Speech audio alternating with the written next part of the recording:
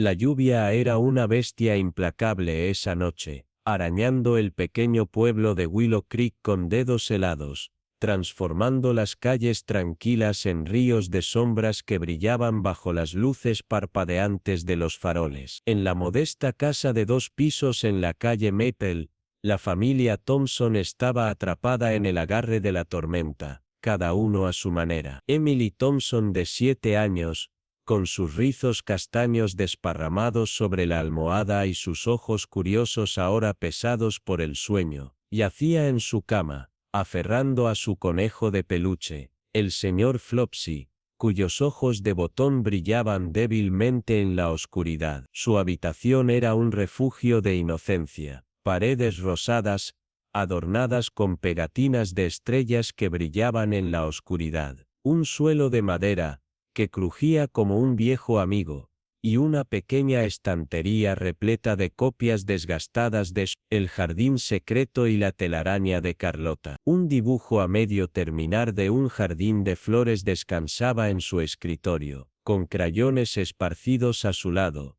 testimonio de su amor por los colores brillantes y los mundos imaginados. La ventana temblaba en su marco, el viento colándose por pequeñas rendijas, susurrando secretos que erizaban la piel de Emily. Ella se cubrió más con la manta, su pequeño corazón latiendo fuerte mientras un trueno resonaba como un disparo en el cielo, sacudiendo la casa hasta los cimientos. Abajo sus padres, Mark y Laura Thompson, eran islas separadas a pesar de su cercanía. Laura, una bibliotecaria de voz suave con una inclinación por tejer, estaba sentada en la sala, sus agujas clicando rítmicamente mientras trabajaba en una bufanda morada para Emily, su color favorito. La bufanda estaba casi terminada, un trabajo de amor destinado al próximo festival escolar de Emily, donde interpretaría a un hada. Laura miró el reloj. La tormenta era más ruidosa de lo habitual, su ferocidad carcomiendo sus nervios, pero ella apartó la inquietud, tarareando una nana que Emily amaba, una que su propia madre le había cantado. Mark, un mecánico cuyas manos estaban perpetuamente manchadas de grasa, estaba en la cocina, revisando los cerrojos de la puerta trasera. Era un ritual nacido del hábito, no de la necesidad, en un pueblo donde el peor crimen era el viejo señor Jenkins robando manzanas del huerto de los Wilson. Willow Creek era un lugar donde las puertas se dejaban sin llave, donde los vecinos saludaban desde los porches, y donde los secretos, si existían, estaban profundamente enterrados bajo sonrisas corteses. Pero esa noche, el 12 de octubre de 2013, el aire se sentía diferente, cargado, pesado, como el momento antes de que una chispa encienda un fuego. La habitación de Emily era un capullo de calma en medio del caos de la tormenta. Había caído en un sueño inquieto, sus sueños una mezcla de jardines secretos, puertas ocultas, y la voz de su madre leyendo sobre Mary Lennox, encontrando su camino a través de puertas cerradas. Pasada la medianoche, el viento alcanzó un crescendo febril, sacudiendo la ventana con tanta fuerza que parecía que el vidrio se rompería. La casa contuvo el aliento. Una sombra se movió, no el parpadeo fugaz de las ramas ni el balanceo de un farol, sino algo deliberado humano. El pestillo de la ventana, viejo y oxidado, cedió con un leve clic, ahogado por el tamborileo incesante de la lluvia. Una mano enguantada abrió la ventana con cuidado, las cortinas ondeando mientras el aire frío inundaba la habitación. Emily se movió,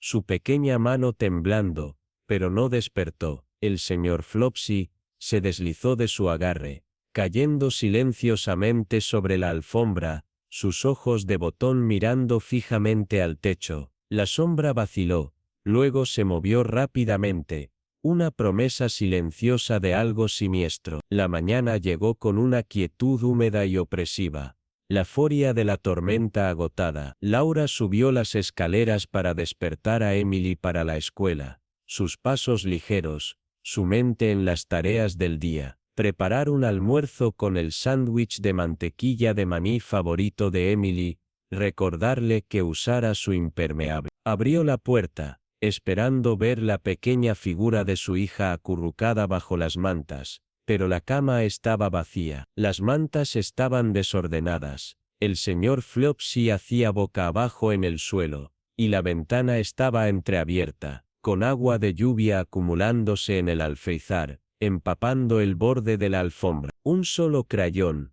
de un morado brillante, rodó suavemente por el escritorio, deteniéndose contra el dibujo del jardín de flores. Emily.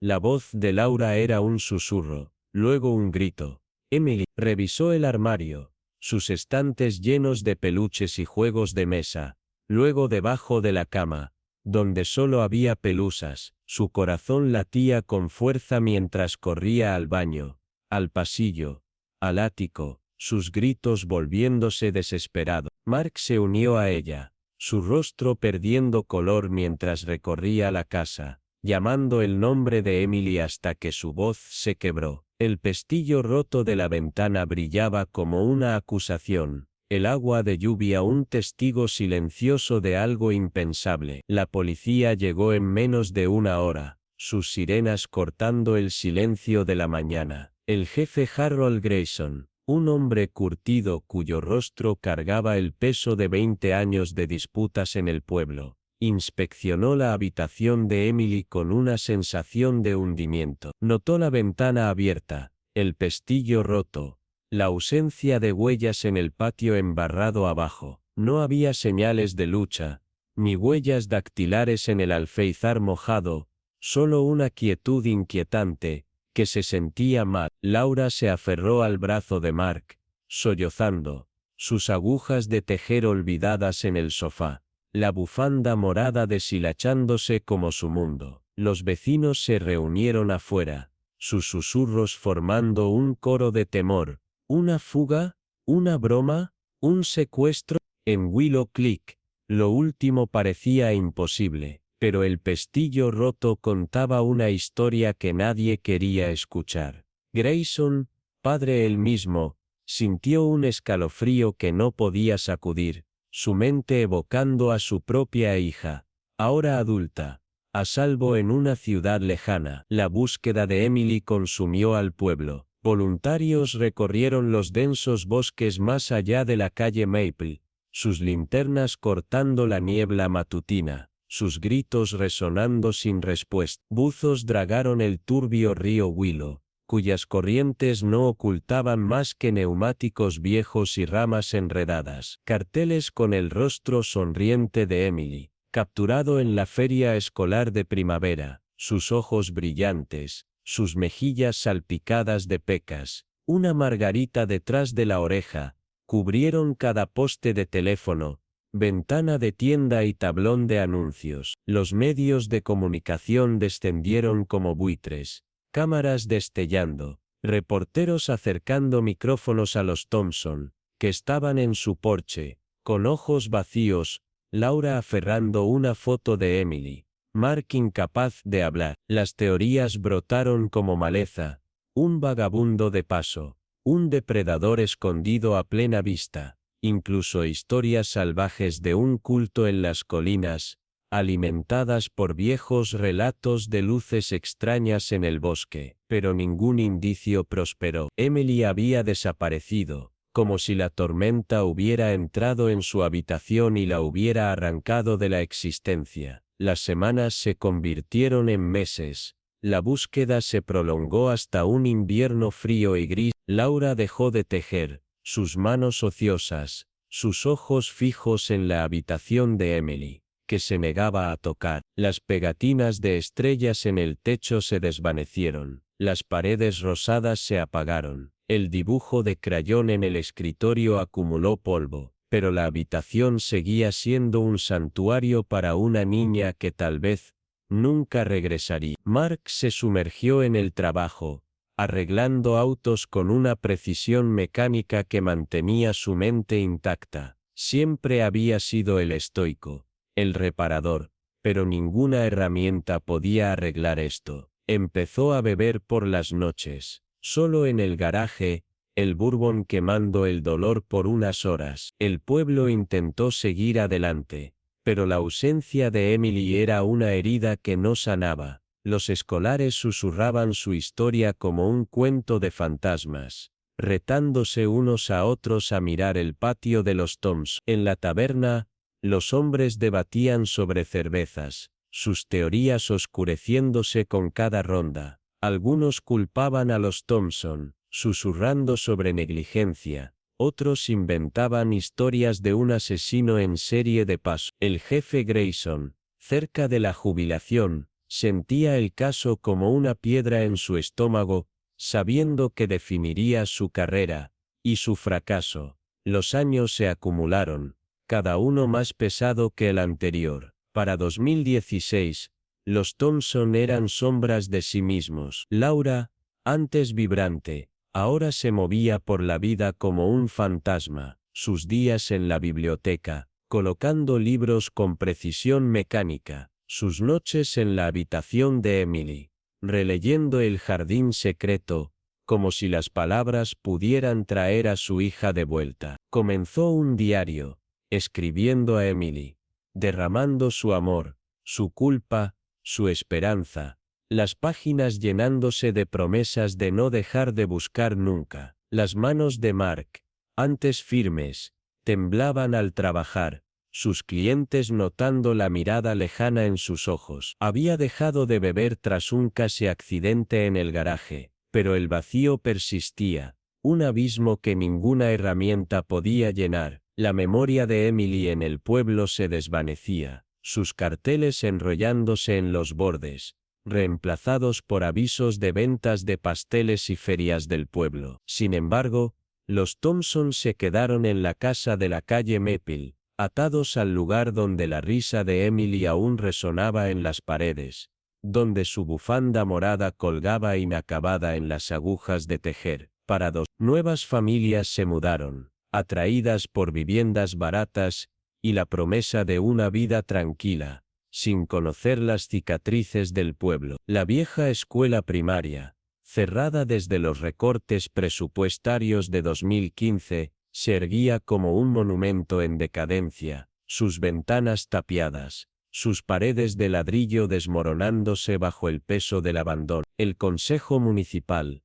ansioso por dejar atrás el pasado, aprobó su demolición, para dar paso a un centro comunitario, un faro de progreso en un lugar que se sentía atrapado en el tiempo. En una fresca mañana de abril de 2025, Javier Morales, un trabajador de la construcción con un temperamento rápido y una risa aún más rápida, fue encargado de derribar una pared del sótano. Javier, padre de 2 hijos, se había mudado a Willow Creek buscando un nuevo comienzo. Tras un divorcio complicado, balanceó su mazo con fuerza practicada, maldiciendo el concreto obstinado que se resistía a ceder. La pared era más gruesa de lo esperado, casi reforzada, y la frustración de Javier creció hasta que un golpe final la abrió, revelando un compartimento oculto, un espacio estrecho y sin luz, que apestaba a humedad y secretos. Dentro había una caja de metal oxidada, con los bordes corroídos pero sellada herméticamente. Las manos de Javier temblaron mientras la abría, su respiración se detuvo al ver un conejo de peluche descolorido, con el pelaje apelmazado, un par de zapatillas diminutas, con cordones deshilachados, un cuaderno lleno de dibujos de crayón de flores, estrellas, y una casa con tejado rosa. Un mechón de cabello castaño atado con una cinta morada descansaba junto a un brazalete infantil,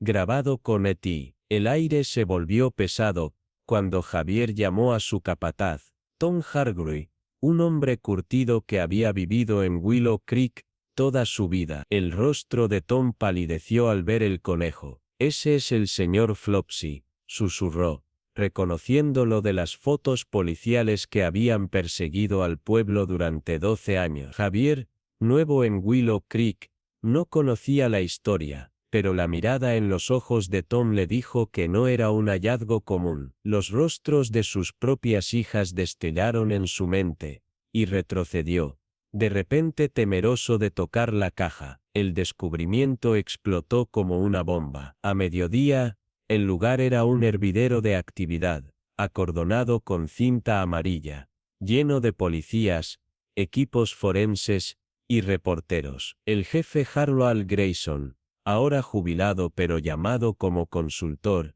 estaba al borde del caos, su rostro arrugado marcado por el temor. Había cargado con el caso de Emily como una maldición, y ahora estaba de vuelta, crudo e implacable. La caja contenía un último objeto escalofriante, una foto Polaroid, que hizo que las rodillas de Grayson temblaran. Mostraba a Emily, su rostro pálido, sus ojos abiertos por el miedo, en una habitación mal iluminada con papel tapiz descascarado y una sola bombilla desnuda colgando del techo. Llevaba un par de pendientes pequeños, estrellas de plata, un regalo de Laura para su 7º cumpleaños. La foto estaba fechada el 13 de octubre de 2013, el día después de que desapareciera. Grayson entregó la evidencia a la detective Sarah Knowles, una investigadora de ojos agudos, que se había mudado a Willow Creek en 2018, atraída por el misterio sin resolver del pueblo. Sarah,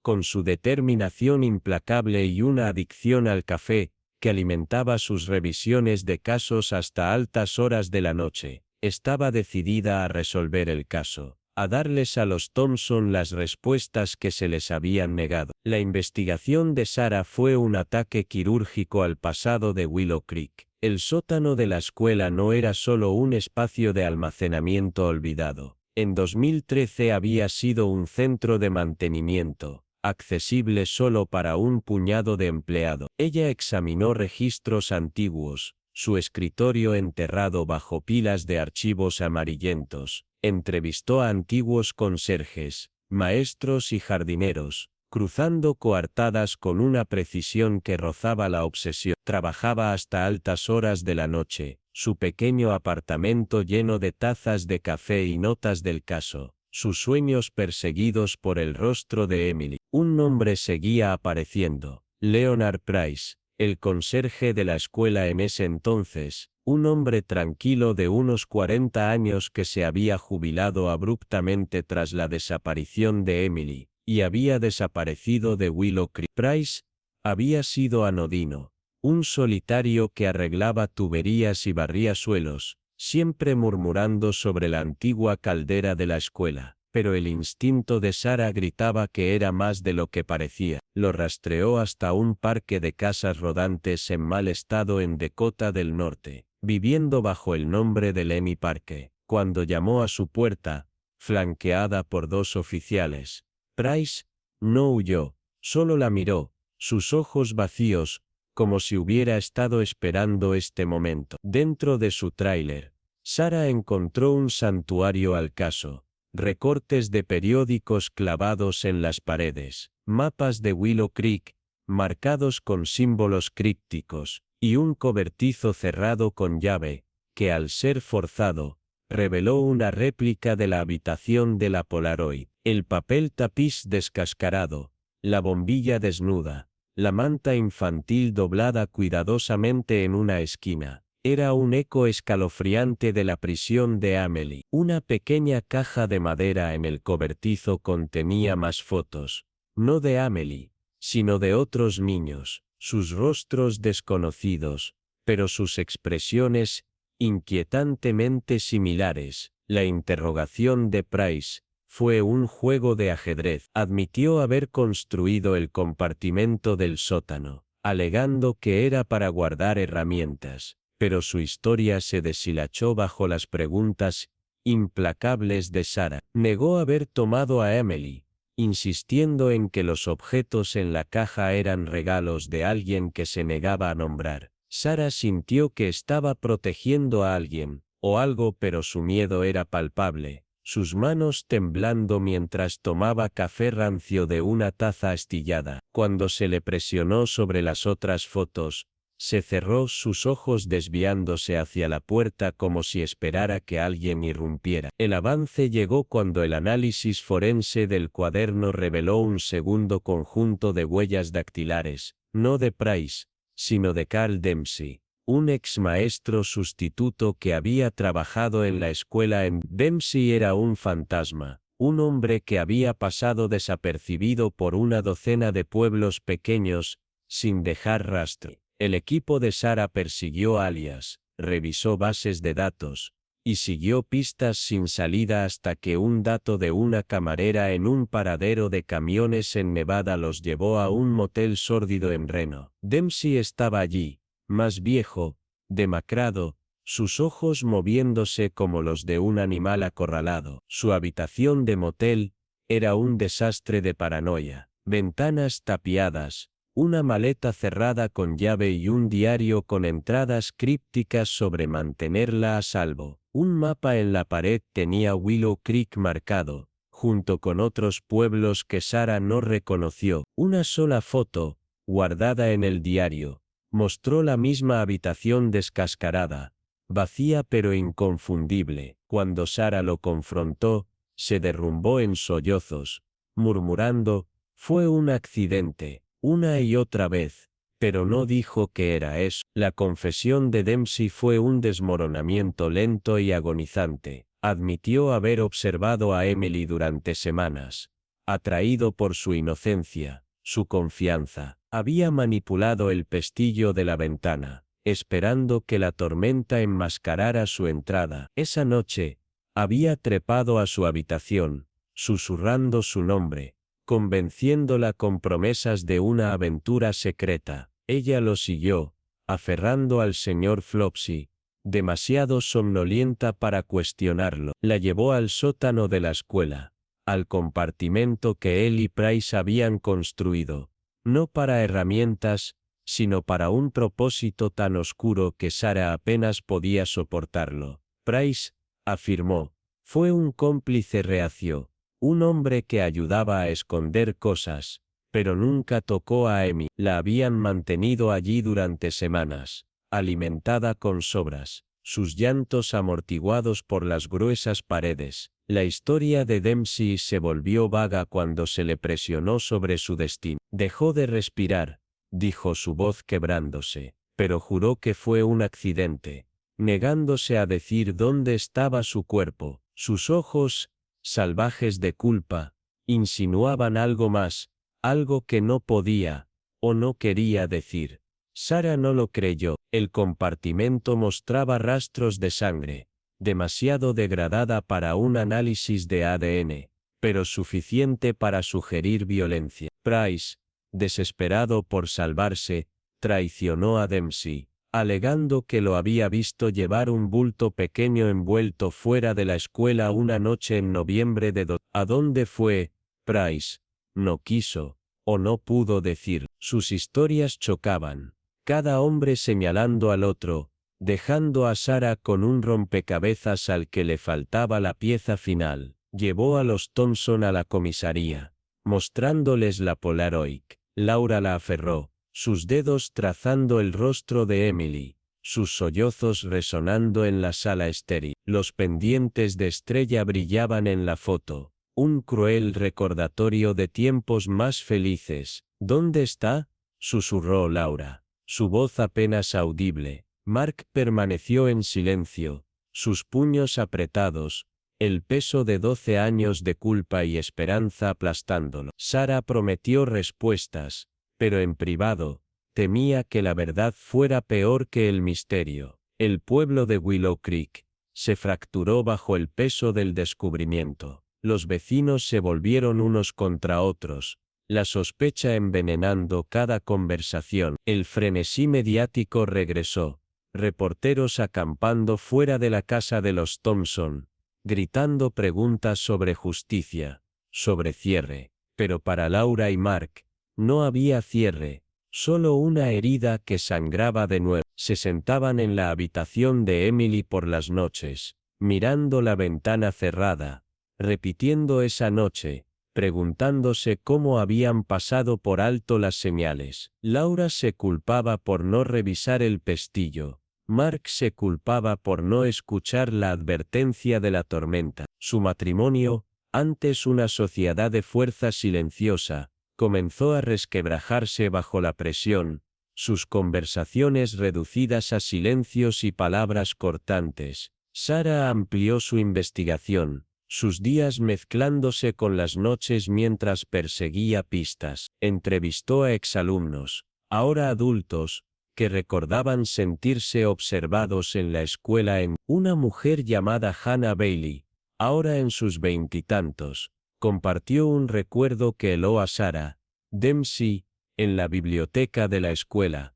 pidiéndole que guardara un secreto sobre un lugar especial para esconderse. Ella se había reído entonces, pero ahora la perseguía, sus manos temblando mientras lo relataba tomando café en el restaurante local. Otro exalumno, Ethan Carte, recordaba a Price, merodeando en el sótano, siempre arreglando la caldera, sus ojos siguiendo a los niños demasiado de cerca. Sarah investigó otras desapariciones, encontrando susurros de casos similares en pueblos cercanos, niños desaparecidos, sin cuerpos encontrados, sin sospechosos acusados. La idea de una red, una telaraña de depredadores moviendo niños como contrabando, era inquietante, pero el compartimento, la Polaroid, las huellas dactilares, no sumaban un acto aislado. En abril de 2025,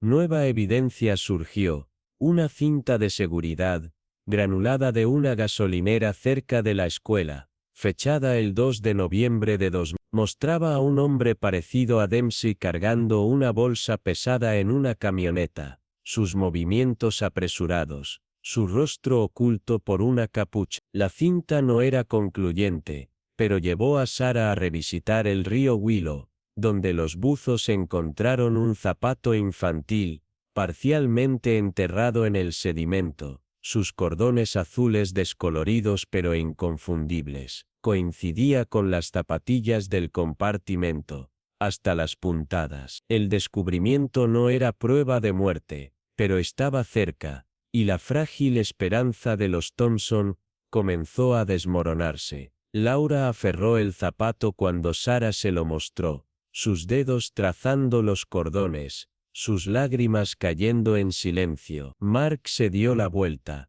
incapaz de mirar, su ira un escudo contra la desesperación. Sarah recibió una carta anónima, con matasellos de un pueblo desconocido, Black Hollow, Montana. Dentro había una sola frase, escrita con letra infantil en tinta morada: todavía estoy aquí. Su corazón se detuvo, analizó la letra, la comparó con el cuaderno de Emily, pero los resultados fueron inconclusos. El papel era barato, la tinta borrosa, pero las palabras se grabaron en su mente. Mantuvo la carta en secreto, sabiendo que podía ser una broma cruel, pero no podía dejarla ir. Condujo a la casa de los Thompson, se sentó con Laura y Mark en su sala, la bufanda morada aún colgada sobre el sofá, y les mostró la nota. Las manos de Laura temblaron al leerla, su voz quebrándose. ¿Es ella?, preguntó, sus ojos suplicando. Mark, su rostro una máscara de dolor, no dijo nada, pero su mano buscó la de Laura, un raro gesto de conexión. Sarah no lo sabía, pero prometió seguir buscando. Sarah siguió una pista de la carta hasta una granja abandonada en Montana, su corazón latiendo con esperanza y temor. Dentro de un granero, encontró un sótano oculto con un colchón raído, una lámpara rota, y un diario polvoriento. El diario, escrito por una niña llamada describía ser llevada a un lugar seguro, por un hombre al que llamó el guardián. La letra coincidía con la de Emily, hasta los bucles en sus letras, y las flores garabateadas en los márgenes. La última entrada, fechada en 2016, decía: quiero ir a casa. Sarah llevó el diario a los Toms. Laura lo leyó, lágrimas corriendo, reconociendo los detalles de Emily, los corazones en sus seis, las flores en cada margen. Mark, endurecido por años de falsas esperanzas, se negó a creer al principio, pero cedió ante la súplica de Laura. Sarah contactó al FBI, que formó un grupo de trabajo para investigar una posible red de tráfico. Los hallazgos sugirieron una red clandestina de empleados escolares y otros, moviendo niños a través de casas seguras. Aunque Price y Dempsey fueron arrestados, el cerebro, conocido solo como el Guardián, seguía libre. En mayo de 2025, Sarah siguió una pista a un almacén en Edo. Dentro, encontró un guardapelo grabado con E.T., conteniendo una nota que mencionaba a Lily Harper, otra niña desaparecida en Dos. La nota era críptica, pero los paralelos con el caso de Emily eran innegables. Sarah compartió sus hallazgos con los Thompson, quienes se aferraron a la esperanza. Laura comenzó a escribir cartas a Millie, apilándolas en su sala, cada una terminando con «Te encontraremos, cariño». Mark talló estrellas de madera, dejándolas en el porche, un gesto silencioso de esperanza. La comunidad de Willow Creek, marcada por la tragedia, se unió en la búsqueda de respuestas. Un grupo de voluntarios, liderado por Hannah Bailey, ahora maestra en la nueva escuela primaria, formó una red local para recopilar información. Hannah organizó reuniones en el centro comunitario, donde los residentes compartían rumores, recuerdos y pistas. La señora Clara Evans, una anciana bibliotecaria, que había trabajado con Laura, recordó haber visto a un hombre desconocido en la escuela en 2013, siempre cerca del sótano, con un maletín que nunca abrió.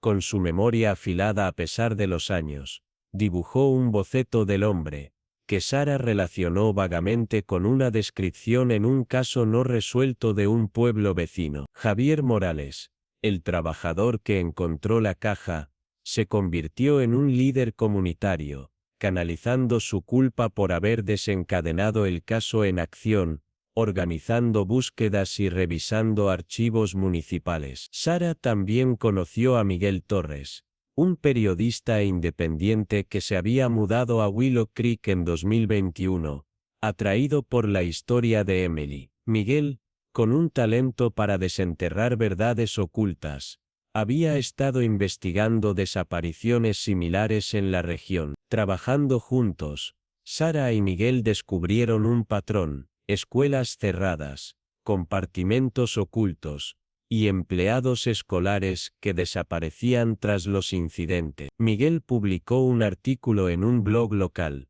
titulado Las sombras de Willow Creek, que se volvió viral en las redes sociales, atrayendo la atención de familias de otros estados con historias similares. Una madre de Nevada, Rosa Navarro, contactó a Miguel, compartiendo que su hijo, Diego, había desaparecido en 2014 bajo circunstancias idénticas. Una ventana rota, una noche tormentosa, un brazalete grabado con DN encontrado años después. Rosa envió una foto del brazalete, idéntico en estilo al de Emily, hecho por el mismo joyero en Boise. Sarah y Miguel formaron una alianza con Rosa y otras familias, creando una red informal de investigación. Reunían datos, comparaban notas y presionaban al FBI para que ampliara su grupo de trabajo. Sarah encontró una aliada en la agente del FBI,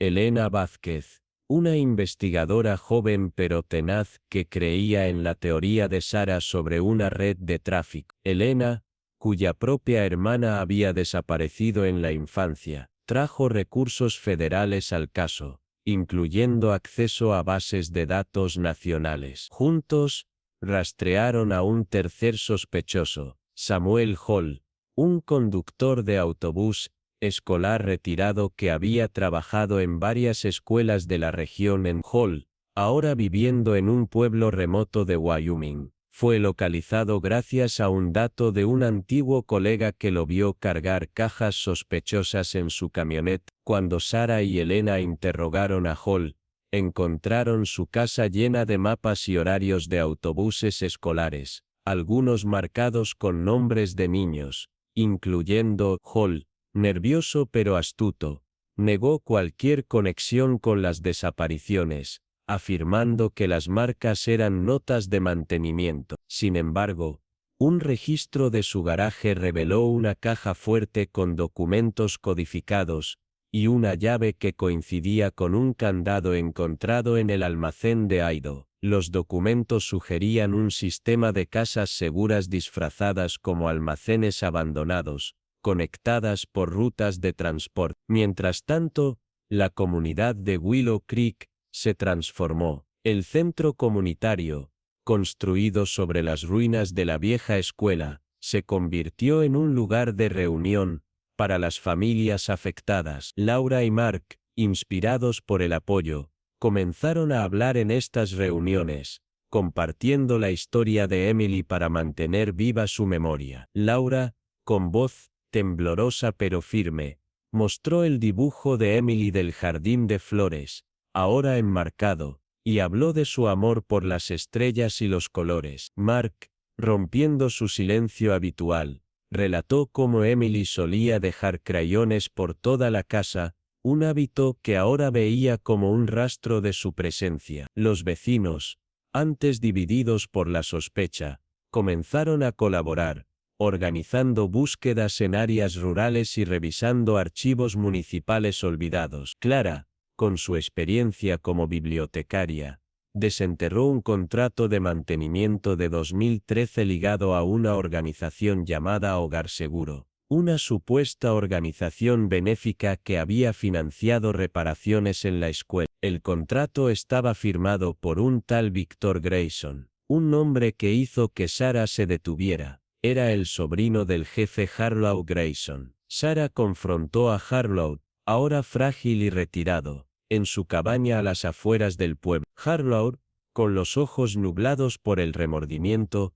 admitió que Victor había sido un niño problemático, pero nunca sospechó de su implicación en el caso de Emily. Reveló que Victor había trabajado como consultor para Hogar Seguro, y tenía acceso a registros escolares en múltiples estados. La revelación fue un golpe para Sarah, quien se preguntó si Harlow había ocultado pistas por lealtad familiar. Harlow juró que no sabía nada, pero su vacilación sembró dudas, añadiendo una capa de suspense a la investigación. Sarah mantuvo la información en secreto, temiendo que divulgarla fracturara aún más al pueblo. En mayo de 2025, una nueva pista emergió, un mensaje cifrado encontrado en los documentos de Holt, mencionando un refugio seguro en una iglesia abandonada en Montana, cerca de Black Hollow. Sarah, Miguel y Elena condujeron allí,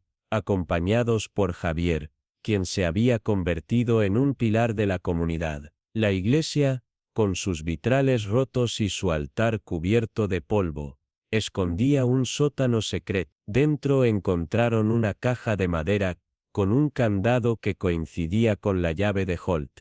Al abrirla, Sarah contuvo el aliento. Un par de pendientes de estrella plateada, idénticos a los de Emily, junto con un cuaderno lleno de dibujos de flores y estrellas, firmado con una nota, escrita en una letra diferente. Decía, ella está a salvo, pero no aquí. La letra no era de Emily, pero los dibujos eran inconfundiblemente suyos, con los mismos corazones en las X y flores en los márgenes. El hallazgo fue un rayo de esperanza, pero también un recordatorio de la red elusiva que aún operaba en las sombras. Sarah llevó la caja a los Thompson, quienes lloraron al ver los pendientes. Laura, aferrando el cuaderno, reconoció cada trazo como de su hija, su esperanza renovada pero teñida de temor. Mark, tocando las estrellas plateadas, rompió en sollozos, un raro quiebre en su estoicismo. Sarah explicó que la nota sugería que Emily podría estar viva,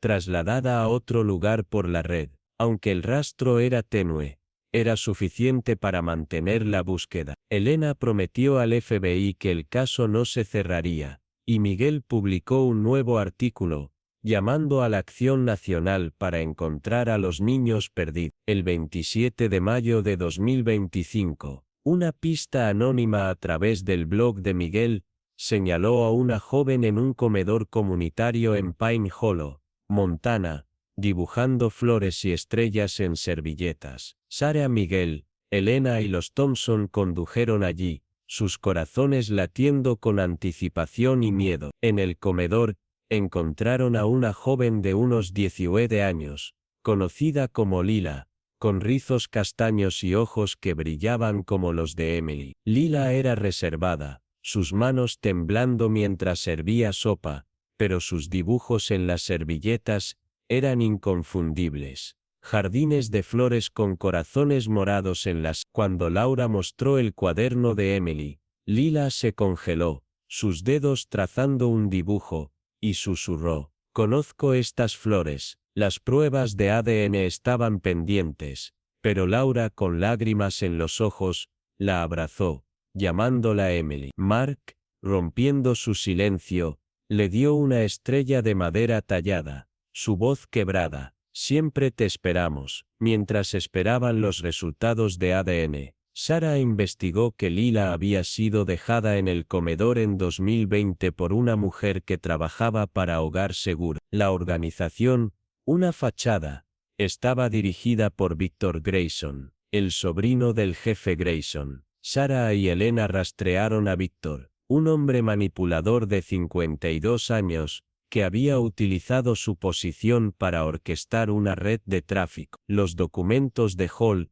revelaban que Hogar Seguro operaba no solo en EU sino también en México y Canadá, moviendo niños a través de una red de orfanatos y almacenes disfrazados. El 26 de mayo, Sarah se infiltró en la mansión de Victor en Montana, haciéndose pasar por una reclutadora de la red tras semanas de comunicación encubierta. La mansión, escondida en un bosque denso, era una fortaleza de secretos, con cámaras y guardias armados. Sarah, con un micrófono oculto, navegó por salones opulentos llenos de arte robado, su corazón latiendo mientras Victor la interrogaba, sus ojos fríos evaluándola. En un momento de tensión, un guardia encontró su identificación falsa, pero Sarah improvisó, alegando ser una aliada de Holt. Victor, paranoico pero convencido, la llevó a una sala de control subterránea,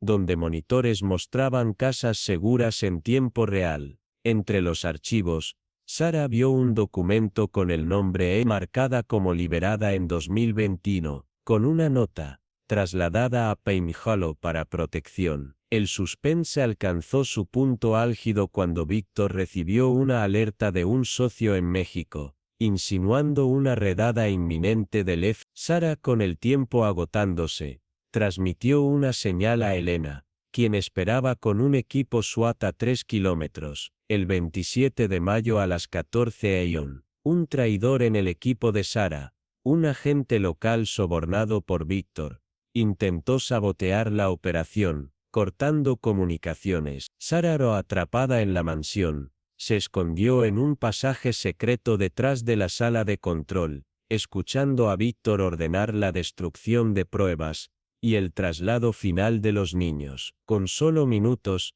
Sarah desactivó las cámaras de seguridad, pidiendo al SWAT irrumpir a las... El allanamiento fue caótico. Victor, armado, intentó huir a un búnker, pero Sarah lo interceptó en un túnel bajo la mansión. En un enfrentamiento tenso, Victor confesó que Emily había sido su trofeo, trasladada repetidamente para evadir la captura. Su memoria, fragmentada por trauma y manipulación psicológica, reveló que Lila era Emily, dejada en Pine Hollow cuando la red comenzó a colapsar tras la exposición de Holt. Bajo presión, dio coordenadas de una granja en Whitefish, Montana, donde se escondían otros niños, incluyendo Lily Harper y Diego Navarro. Sarah y Elena lideraron un allanamiento a la granja el 27 de mayo a las 17 de Fiat, liberando a Diego, ahora de 16 años, y 6 otros niños. Diego, con un brazalete marcado de Ana, reconoció el dibujo de Emily en el cuaderno, confirmando que ella había estado con él en Lily, sin embargo, había sido trasladada días antes, dejando un cuaderno verde, con un dibujo de un bosque y una estrella, firmado LH. El hallazgo era prueba de su supervivencia, pero también una frustración, ya que el rastro se enfriaba. De vuelta en Willow Creek, las pruebas de ADN confirmaron que Lila era Emily el 28 de mayo, a las 9:00. Los Thompson llevaron a Emily a casa, a la calle Maple, donde la habitación fue restaurada con estrellas frescas y creyones nuevos. Emily, ahora de 9 años, luchaba con recuerdos fragmentados, flashes de una ventana oscura, una voz cantando nanas, el señor Flopsy en sus manos. Laura leía El jardín secreto por las noches, su voz un ancla para Emily, quien comenzó a dibujar jardines nuevos, sus creyones morados trazando flores con corazones temblorosos pero firmes en las is. Mark, redimido por su regreso, tallaba estrellas de madera, cada una un voto de amor eterno. Sin embargo, Emily sufría pesadillas, despertando con gritos del guardián, su mente atrapada en los años perdidos. Sarera, Miguel y Elena persiguieron en la búsqueda de Lee. El 28 de mayo a las 10:30, un informante anónimo, contactado a través del blog de Miguel, señaló un orfanato en Tijuana, México, ligado a Hogar Seguro. Sara y Elena cruzaron la frontera con un equipo conjunto FBI y Policía Federal Mexicana, allanando el orfanato encontraron a Lily, de 17 años, identificada por un brazalete con LH, y un cuaderno lleno de dibujos de bosques, idénticos al encontrado en Whitefish. Lily, al ver una foto de Emily, lloró, recordando su amistad en una casa segura fue reunida con su familia en Oregon a las 15:00, agradeciendo a Emily por las pistas que dejaron sus dibujos. La red de Hogar Seguro tenía tentáculos más allá de Norteamérica. Los documentos de Víctor revelaron conexiones con un traficante en Bélgica, conocido como el coleccionista, que compraba niños para redes europeas. Sarea, agotada pero resuelta, colaboró con Interpol, enviando pruebas a un agente belga, Anke Verhoeven, quien allanó un depósito en Amberes el 28 de mayo a las 16 en hora local. La redada liberó a 12 niños, ninguno de Willow Creek, pero un brazalete con AR incidía con el estilo de los de Emily, sugiriendo un alcance global. Anke prometió continuar la búsqueda, enviando a Sare un mensaje: el coleccionista escapó, pero lo encontraremos. El suspense no terminó con un correo cifrado, interceptado a las 16:30 reveló que un último envío de niños estaba programado para cruzar la frontera canadiense a las 18:00. Sarea, Elena y Miguel, con un equipo de la patrulla fronteriza, interceptaron un camión en Blaine, Washington.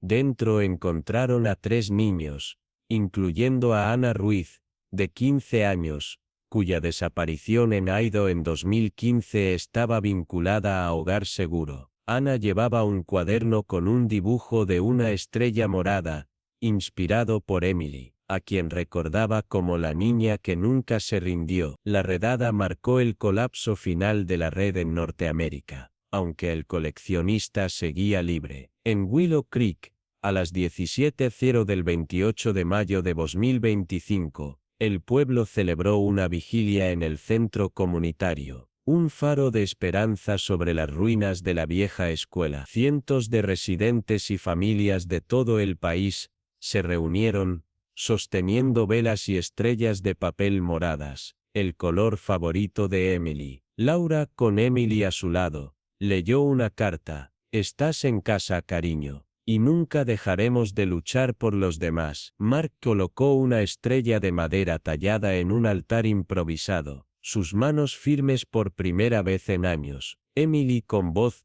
temblorosa habló al micrófono agradeciendo al pueblo. No recuerdo todo, pero siento su amor. Gracias por no rendirse. Sus palabras, frágiles pero poderosas, resonaron en la multitud, que estalló en aplausos y lágrimas. Hannah Bailey, ahora directora del centro comunitario, anunció la creación de un jardín conmemorativo, el Jardín de las Estrellas, inspirado en los dibujos de Emily. Javier Morales, redimido por su rol, donó su tiempo para construirlo plantando flores moradas, junto a los niños del pueblo. Clara Evans, a pesar de su edad, catalogó historias de los sobrevivientes, creando un archivo para la biblioteca local, asegurando que las voces de los niños nunca se olvidaran. Rosa Navarro, reunida con Diego, viajó a Willow Creek para la vigilia,